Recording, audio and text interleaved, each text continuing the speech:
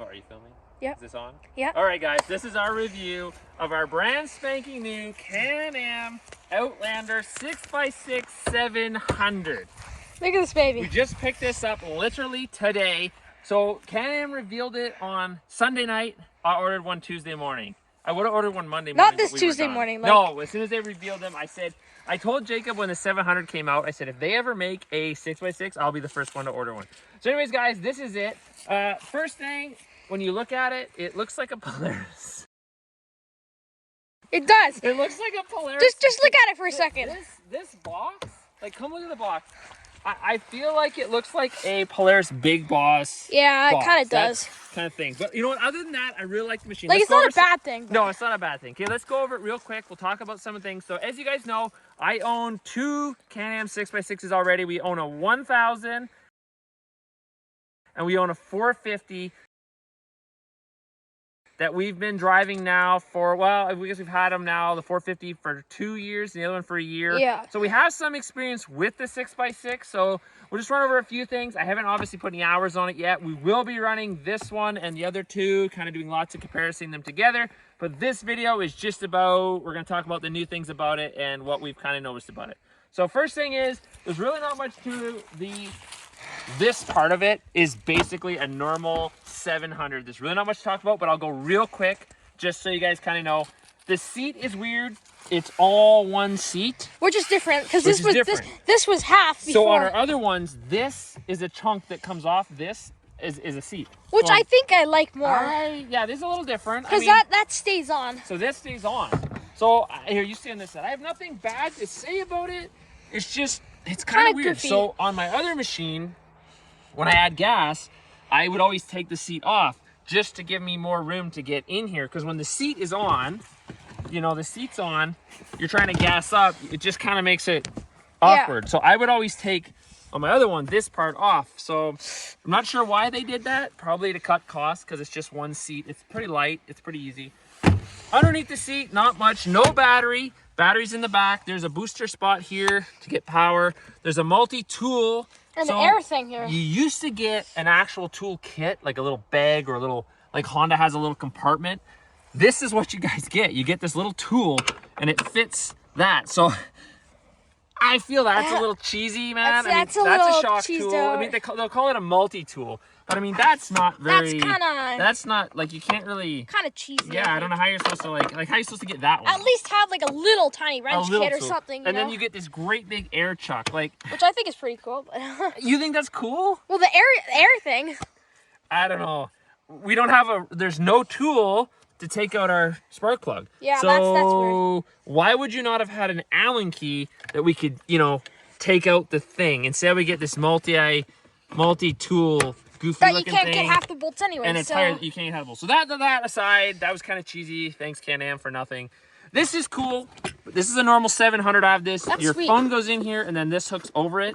You can charge your phone or your GoPro. I'm excited about that because we can charge our GoPro. And this is actually waterproof because it's got a seal and stuff. How waterproof? I don't know. But as this is a normal 700, this is kind of what's cool. Okay, I'm working backwards here. This comes off. And it's not as easy as you think. Come on. Stuck. There's one spot here. There you go. This thing is a squishy pinchy that goes into that squishy pinchy. If it wasn't for that, this would come off really fast. And then this piece here, if you undo this, I guess the multi-tool might work for that. But anyways, if you take this out, you can all access more. So there's your belt. Change your belt. Pretty easy. Easy to power wash. That's all pretty easy. I like that. And the muffler comes out the back. Yeah, the muffler comes out the back. That's so a huge nice thing. We get a lot of heat. And then you turn that. And then you do have to push this in. Yeah. That's a pushy pinchy thing. It's kind of weird. This side does the same thing. This comes off.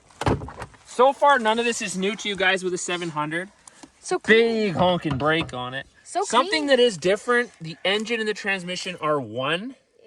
But the piston sits this way. It's a single cylinder, and the exhaust comes out the back. That's a big seller for me. So the exhaust used to kind of come up this way, up the side. Well, on the other one, it always goes around, and it just melts everything. Melts your leg. Belt height. Let's talk about snorkeling. Okay, let's talk about the snorkeling of the machine, because for some of you guys, maybe it's not important. For me, it's important. I am a little bit disappointed that this wasn't offered in the XMR package, because What this means is for an XMR, the rad is incorporated into the fenders. So the rad comes on, blows the air down and not on the rider. The only way that this rad could be mounted up here would be as if you changed out this whole front end to an XMR. And if you put an aftermarket rad kit in here, then it's gonna blow the heat into your face and defeat the whole point of a 3rd gen. This little box is kind of cute. This is little. This thing is massive. Yeah, there's big drains here you can pop out. This thing turns, holds the box open for you. That's kind of cool. I do like the box. I don't have a rad relocate. Gonna probably bring an issue for me. This is your actual air intake height for your engine. You turn these 2 pins at the top. There's another one of these pushy pulley things right here. And then this just pulls off. Which is actually pretty easy. Except, look at that, I just scratched it. Brand new, and I just scratched it on there. Come on, guys. So this is your engine right here. This is your belt. It doesn't look very high, but what it is on this side, they press onto here. So it actually does take it right here, because those do seal up. There's your fuel tank vent, your rad, your fuses are up high. I do like this. I mean, that's a pretty good height, right? Yeah. And if you're getting water on your fuses, you're pretty deep. And you can actually watch it is the nice thing. Lots of them you can't watch the snorkel. This one you can actually see. You can watch yourself drown. Yeah. So that's your snorkel height for your engine. For your belt exhaust is right here. It just blows around onto your engine. That's a little disappointing. That they did that. Like, I'm surprised it actually didn't bring it up. Well, if you look, it comes here and it does a complete turn. And then it comes around to here. Why couldn't they have cut it and brought it up here? And I don't really know where to put it. I mean, like you said, maybe bring it up there, but this is pretty low. Walls. This is pretty low. I mean, yes, it's gonna blow out, but that's not the point. When she floats in the water, it's gonna be tight. It's gonna be close. That's gonna be our biggest issue. Yeah. Well, hopefully you'd think it would blow the water out because the belt's out, but you would think, but I bet that's gonna get with water. To drain it is another one of these straight screwdrivers to do it. So that's just like our other machine. Nothing new there. Yeah. Looks easy to change the belt, thankfully. It also has work mode and sport mode and electronic throttle. Now, anybody who's used to the 700, everything I've just mentioned is not news to you. You understand that. You probably want to talk about the 6x6 end of it, so let's talk about that real quick. Okay, so you got a big old dump bed. It's actually cool. This is cool. If you're a fisherman or a carpenter, there's a measuring tape on here, which is kind of cool. It says 250 pounds on the tailgate and 1,000 pounds in the bed. That's impressive. This is a good tailgate. Like what? I'll just jump on it. It didn't budge. It didn't budge. It's solid as a rock, actually. Other thing that's pretty cool, lift this up, take this off, like that. Simple, easy peasy. Come around here, lift or squeeze this, like so. Give this a little tug. Whoop, whoop. And boom. Gone. She's a flatbed. Then you can throw her off, sick. and you can haul your moose back there. Pretty sick, yeah. You could. Now you can drag stuff on, put wood right across. Both sides come off. These are pretty heavy. Yeah. Pretty hefty. They're probably 20 pounds each, I would think. What I would have liked to see them like put a toolkit in here. Because why do we don't have an Allen key? But enough about that. Let's keep talking about this. Okay, so that just clips back on. Tailgate goes shut. These are nice because when you shut it, it's already in position to latch it shut. So you dump the bed, you just come over here, pull the lever. I mean, this is going to be pretty straightforward. It goes up. It has one hydraulic instead of 2. I feel that the box, they kind of cheaped out. This looks like a Polaris box like we said before.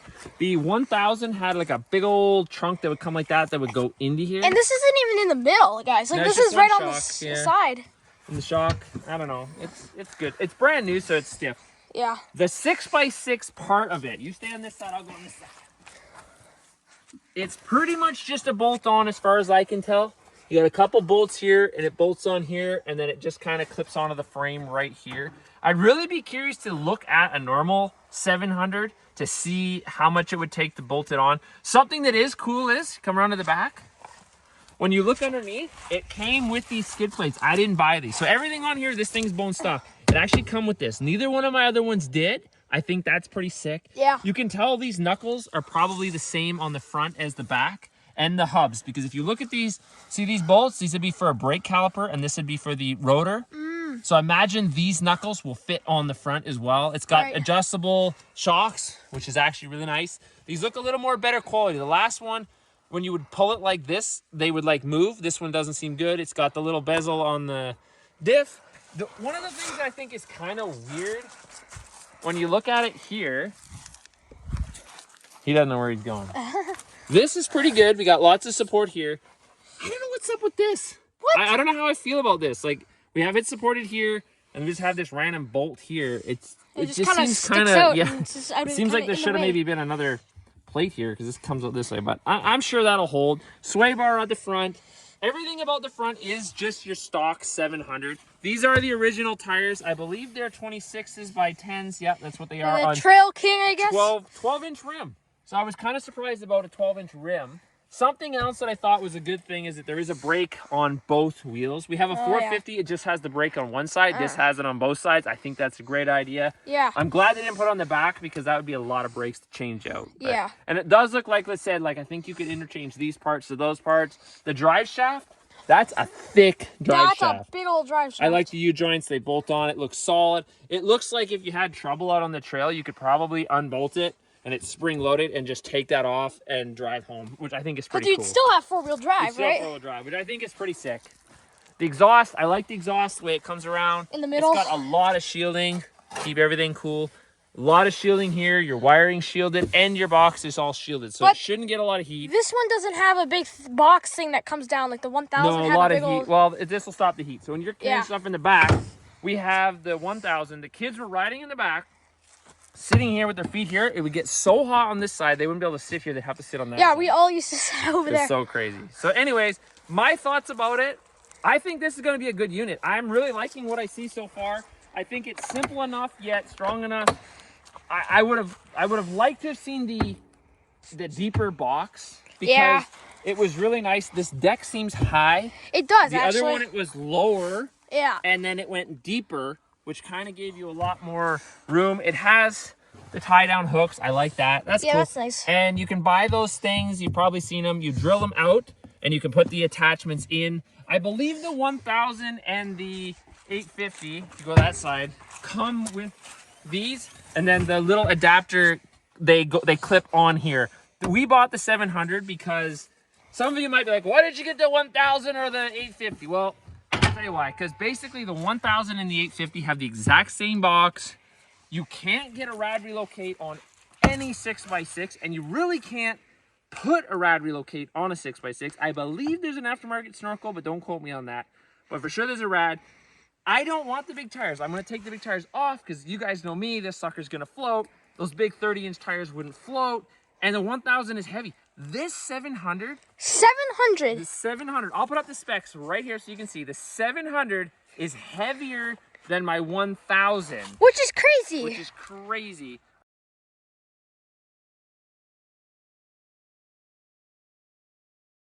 I don't know why it's so heavy, because the box looks less. The tires are smaller. There's no bumper. And the 1000 came with a winch. So how on earth is this heavier than that one? I'm not sure. Like, is it just that much more beefy, or what? I don't know what could be beefy. I mean, it has this bar here. Like, it looks the same. Another thing that we thought was a little bit weird, the voltage regulator is right here. I don't know if all 700s are like that, but I mean, you have a wheel here and a voltage regulator here. That just seems kind of silly that you would put it there. The voltage regulator should have been on something that would sit, not here, but like in the inside this way, not right there. That's a good recipe for kind of silly is the battery for this unit. I mean, I don't know where, like, they should have maybe put it like the old ones where it was under the seat. It's here, which doesn't seem like a big deal, except you can't really get at it. And I know mud is going to sit in there and just pack in there. To, like, tape and that sand, like we go to Florida every year. You guys down there would know sand is just going to fill up in here. So I'll probably have to take this off like every ride and flush it out. Clear out. The other thing that I thought was really weird is the fuel tank. So it's right here with no protection, and here's your wheel. Could you imagine like a stick or like a rock? Yeah, well, that, and then the thing that gets me is this is a 26-inch wheel. So you want to put a bigger wheel on here. Check out how much. You don't have a lot of room, and all your stones, like this wheel's hucking stones into here, and this wheel's hucking stones into here. So all the wheels are hucking stones in here, and you got your fuel tank here. Is this a 12-inch wide tire? No, this is a little tire, and you got your battery here. There ain't a lot of room. So if you had a 12-inch tire, you're talking it's like right there. You'd have to run a wheel spacer. Yeah. And that's just not cool. So not cool, he says. So anyways, the things that I think are a little weird, a little funky, let's just go over them real quick. The battery is kind of funky. The voltage regulator is kind of funky. The seat, kind of a little funky, being all one seat. The snorkels, I'm a little disappointed. I think these are cool. I think the belt exhaust should have been higher. It should have been up here. It should have been literally anywhere but where it is. I'm also a little disappointed with the tools they gave you because pathetic. That's kind of pathetic. I mean, a tire gauge. What good is a tire gauge? You don't have an air compressor. Everyone brings a tire gauge. We should have had a tool to take out the spark plug, a spark plug wrench, a spark plug thing. Although that maybe does I'm look missing pretty easy. something, and I'll have to eat some crow when I find that later on. When I'm digging around, maybe I'll find a toolkit. Other than that, I guess that's probably it as of now. But I am planning on running this thing and putting it through its paces, comparing it more with the other ones. So if I come across more things that I notice, I will make a video of it. But as of now, that's the machine. Thanks for watching. Hope you enjoyed it.